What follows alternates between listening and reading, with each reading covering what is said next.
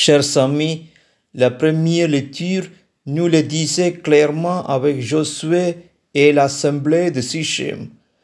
S'il ne vous plaît pas de servir le Seigneur, choisissez aujourd'hui qui vous voulez servir.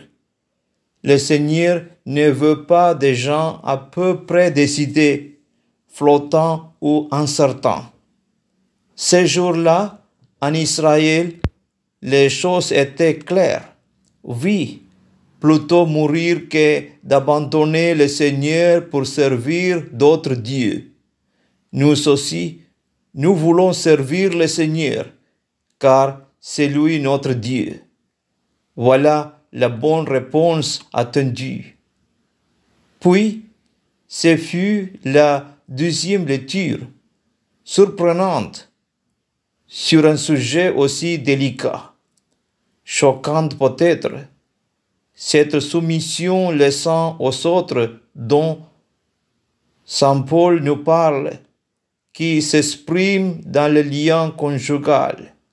Elle célèbre l'intime profondeur de l'attachement de l'homme et de la femme, fait de tendresse, de libre consentement, d'offrande de soi, du don de soi à l'autre dans le respect.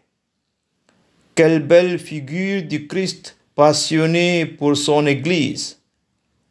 L'époux divin en appelle d'une réciprocité toute nuptiale, en quête de tendresse et de communion intime avec nous.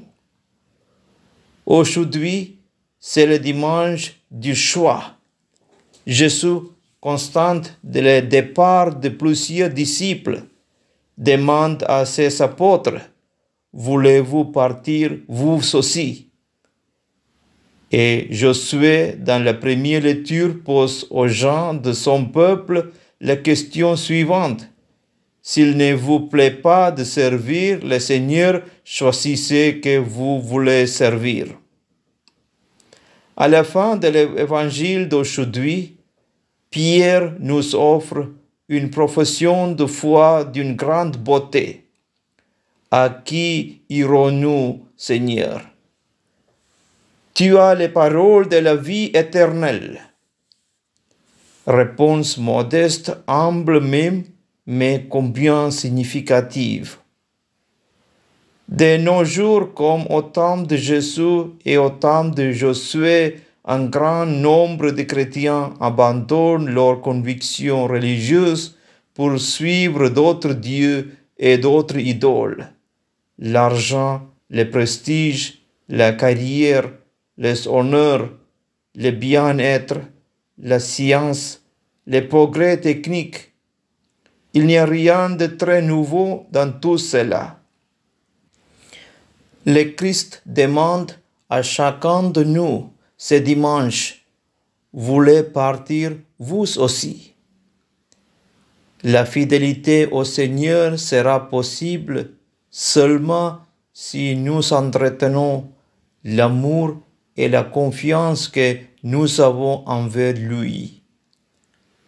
À qui irons-nous, Seigneur? Tu as les paroles de la vie éternelle. Gloire au Père et au Fils et au Saint-Esprit, comme il était au commencement, maintenant et toujours, pour les siècles des siècles. Amen.